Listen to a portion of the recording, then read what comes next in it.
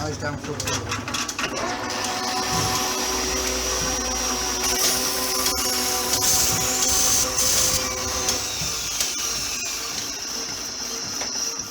Right, I'm using a guide stud here as well to keep all the gaskets in line. It seems that the gasket goes on the aluminium. This is how I took it off anyway. The gasket is on the against the aluminium. All the shims go afterwards, and the last shim goes against the bare metal there. So that's the way you assemble it. And then when you've got it onto the guide studs, you need to turn your steering column to move that up and down until it drops into the slot. But if you don't, all your don't use a guide stud, all your gaskets get interlocked and a right mess occurs. So definitely use a guide stud. Take your guide stud out and put the bolt in. Right, onward. I'm going to try and put it on. Folks, there is a guide stud. That one is a nut on a stud, so the two opposite ones should be nuts on studs. I had just blown that off with the air gun, and it came straight off and it pulled it out of the aluminium casting. So there would, under normal circumstances, there would be two studs and it would be easy to assemble it all.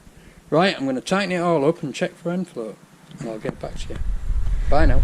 Right folks, I've been able to take out, these shims are about 7th thou each. I've been able to take out two of them, and it's reduced the play considerably, and now we have a virtually, can you hear that above the noise of the roaring traffic? There is just a tiny bit of play in the system now. So I'm reluctant, there's only one shim left in, so I'm reluctant to remove it and take all the play out. You've got to remember, this is not a fast rack for a rally car or a Ferrari. It is a Fordson Major, and that's near enough for me. But that must have taken a lot of play out of the steering, because that, as you move it, it reacts. It really reacts. So happy with that. So that concludes rebuilding the steering box, which wasn't anything like as hard as I thought it might be. Maybe I was just lucky. Right, okay, I'm now going to have a cup of tea and something to eat. I'll catch you later. Bye now. Hey folks, Wednesday, 3:30. We've tapped a gasket out, we've cleaned the bolts up, and we're ready to refit the steering box. So that's exactly what I'm going to do now, and I'll bring you back in a minute. Good afternoon people. It's 2 o'clock. And I did the awful thing this morning. I arrived with two flat batteries for the camera. So what I got done yesterday was I got the steering rack rebuilt and put back on all shimmed or de-shimmed to make it nice and no play at all, but yet still moving nicely. Ooh, that looks a bit worn down there, doesn't it? We'll have to have a look at that. See if there's a spring in there. Right, I got this painted, which was very rusty and grotty, and this morning I got stuck into the tank, which was covered in some horrible old clarty paint in places on top of the original paint. So I've taken it back to the original paint. At the moment it's full of some caustic cleaning solution, just to get the not very caustic, I hasten to add, just to get the sludge out the bottom, because there's a load of sludge in the bottom, but no rust. It looks really clean on the inside. So I've just thought I'd give it a nice rinse out before I paint it, because what I'm going to do next is get it in front of the heater and dry it out. So the next thing to do is I'm going to leave that to sit and then swill it out. What else have I done? Oh, what else I did this morning? I repaired the fuel tap. There you are, isn't that neat? The fuel tap normally has a little aluminium bar across there, which says on, look, O-rings, which says on it, for reserve, open tap fully. There it is, look. Well, one half of mine had broken off, and it's aluminium, and I thought, well, I can't do anything with that, so let's make a brass one. So I made a brass T-top, filed it to fit, dropped it in and soldered it. So that's now a reconditioned tap, and it all works. It's also much easier than it was because I've put some grease on the O-ring. I've greased the O-ring, which was very tight. Right, so what I'm going to do now, look at what a mess I've made. Yes, I'm going to have a tidy up and a cup of tea because the bench is in a mess, the floor is in a mess, I'm in a mess. But I always said that with me, the process of reconditioning or repairing anything was a gradual process of moving the dirt off the item onto me. And it seems to work like that. Right, I'll bring you back in a minute when I'm doing something more interesting. Bye now. Folks, it's nearly 4:30, so I'm obviously not going to get this in primer today, which is what I wanted to do. But what I've done is I had a look inside it with a torch and it was quite dirty inside, looked very, very scummy indeed. So I gave it a treat to some of this engine cleaner, which is a slightly alkaline caustic engine cleaner, and it's made a fabulous job of the inside. It's got all the sludge out and all the muck out, and I've then given it a good hose out with soapy water. I've then dried the inside out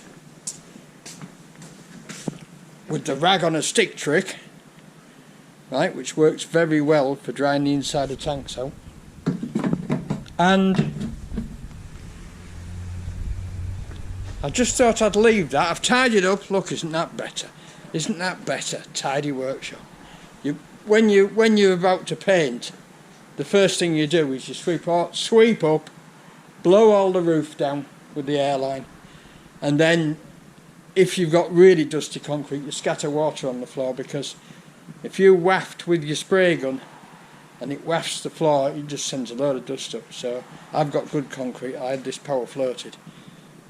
Only trouble is, some lazy sod didn't continue the painting right through. I've got to do it. I'm going to have to do it.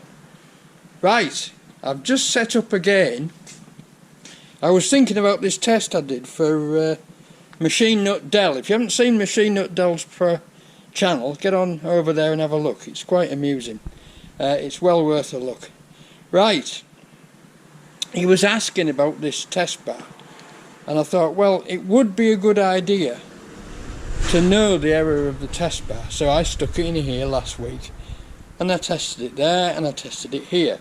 Well, you'll notice that this week I've got it the other way around, right? Because if there was an error in my centres, I should have swapped it end for end and tested it again. Well, I have now swapped it end for end and tested it again, and sure enough, we're getting 0 at this end, and here we're getting just under 1 thou. So it's not bad, but you've got to remember that that is the accuracy of the parallel grind to the centres. Now, there is another way of setting this test bar up, and that's in the taper. So the next thing to do will be to set it up in the taper in the lathe and check this outer end and see what play we've got. See what run out we've got there. So that's something else I'm going to do. But at the moment that's just under 2 marks, which is 1 thou. Because this is a 0.5, this is a 1/2 thou gauge, and it's just under 2 marks, so it's just under 1 thou. Which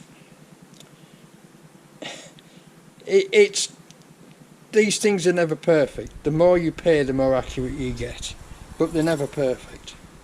They're as good as they need to be. Now, if I can get my alignment, what I need to do on my Colchester is align the tailstock. I know it's out, which probably means the headstock's out. The headstock to tailstock alignment is out. Once I've got the headstock and tailstock in line, I can then also check the height of the tailstock, because it may need shimming up a little bit to bring it back to bang on centre. But you can see very clearly when you try to drill a hole that it's not drilling in the centre. So I've got to fix that. The other drill, of course, the other lathe, of course, is the old Covmac is absolutely bang on. But there you go. I suppose that's life. Right, folks. The party's over for today. I've got all my that's all my fixing bolts for the tank. I've got one bolt missing. I can't understand why, but I haven't found it anywhere, so I'm gonna have to have another look for it. It's a UNF bolt, very much like that one. It's a UNF bolt like that when it goes into there. There's two square heads on the tank. All these slide into square-headed slots underneath the tank. So there's two bolts sliding, and then there's two nuts sliding. And you must be careful that you've got the right spacers and the rubber spacers. I'm going to make some more of these. These are very hard. I'm going to make some more. I've got plenty of rubber. You must make sure that you get the right bolts in, because otherwise you stand a chance of puncturing the tank. So do make sure that you're not screwing the bolt up right into the tank. Right. That's Thursday done for. Friday tomorrow. It's beginning to take shape again. It's looking a lot cleaner up here. I've got to... If I'm going to take it outside and power wash it, which is what I would like to do, I'm going to have to put the tank back on. If I'm going to have to put the tank back on, I may as well paint the bloody thing. I've got the paint. It wouldn't be no big deal, but of course, if I'd primed it today, I could paint it tomorrow and then leave it over the weekend. I'm obviously not going to get that done now.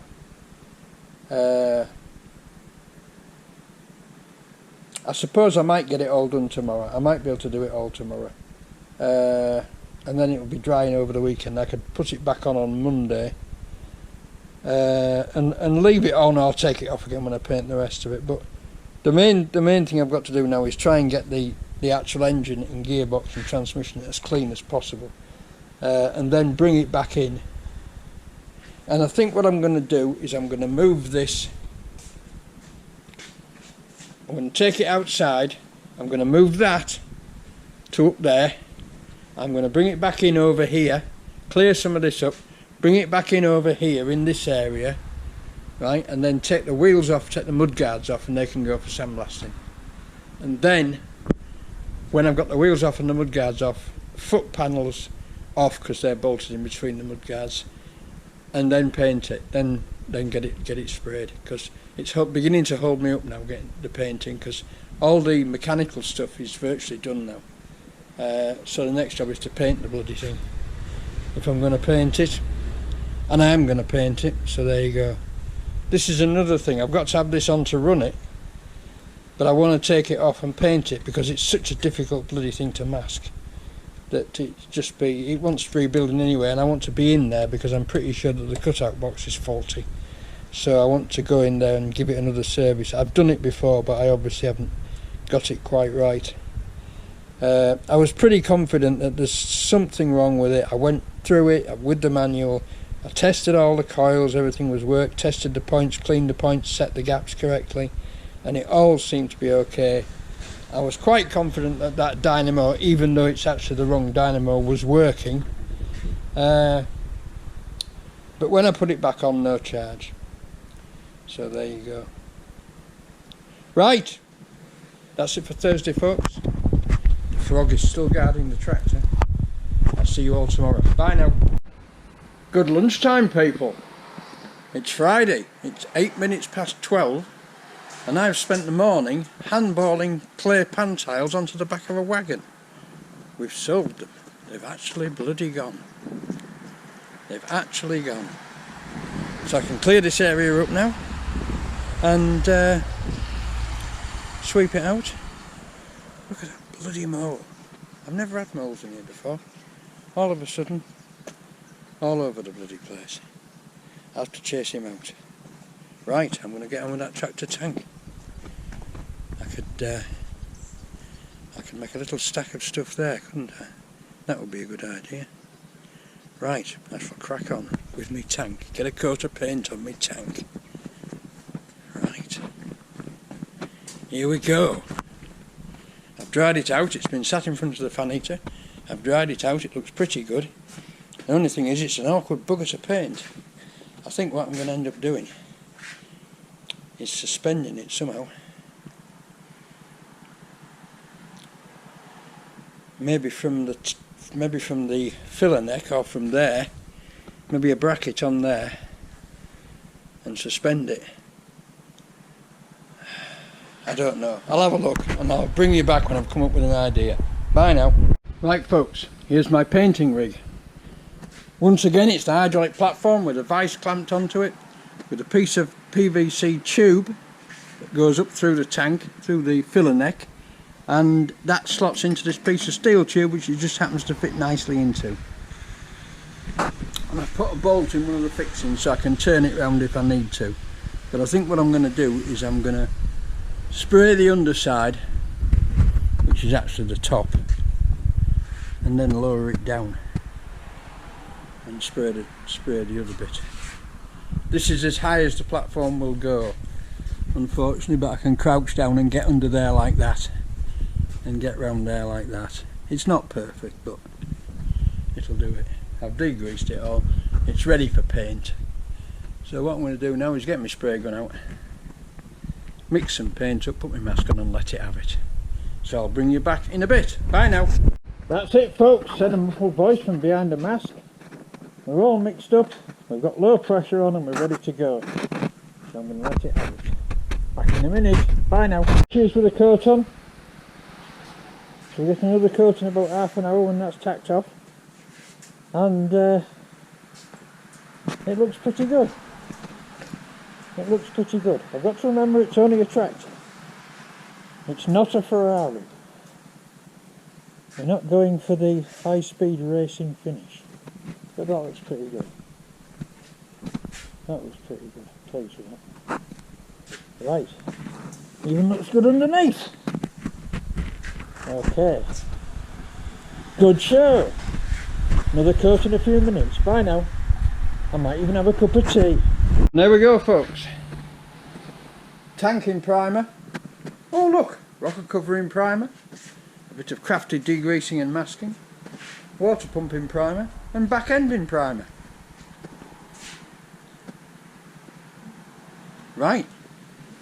Because I've mixed too much paint. And once you've put the hardener in, it's the end of the story, unless you use it all up. So I used it all up, and quite frankly that will do. That's a good job. It's only a tractor. I degreased all this and washed it down. I wiped it over again with degreaser, and it's acrylic paint, so it's gone on really well. So there we are. What a good job. Right, now I've got a splitting headache which I've had all day, and it's 3:20, and I'm waiting for a man who I hope is going to come back for the rest of these tiles, because there's still about another 200 or 300 up at Keith. But we've cleared all mine. I've had a sweep up and a tidy up. This lot is going to the CA site, and we've got another little pile there, and then we can have a tidy yard. And I can bring stuff out here and get in. Isn't that wonderful? Right. I think that might be it for today. This man's supposed to be coming back. And if he is, he should be back sometime during the next hour and a half, I hope. I painted this bracket as well. It's just that covering over red with light blue is not going to be easy, but covering over grey primer is going to be a doddle. So we're all ready to go. So next job will be, I suppose, on Monday, to spray that in Empire Blue and put it back on.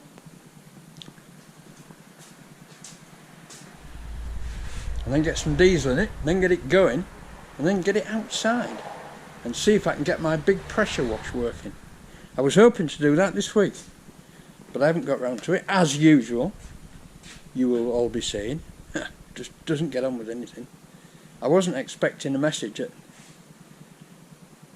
8:20 this morning from a bloke to say that he'd be here at 9 o'clock to pick all the tiles up, but I got one nevertheless. And so I had to leap out of bed, grab my breakfast and dash to Langtoff, and sure enough, about 9:30 he turned up, he was there. So there you go. Right, well that's about it for this week, folks. So I'll say thanks for watching, thanks for all your comments, thanks for your likes. If you haven't subscribed yet, please subscribe, and I'll see you all next week. Bye now.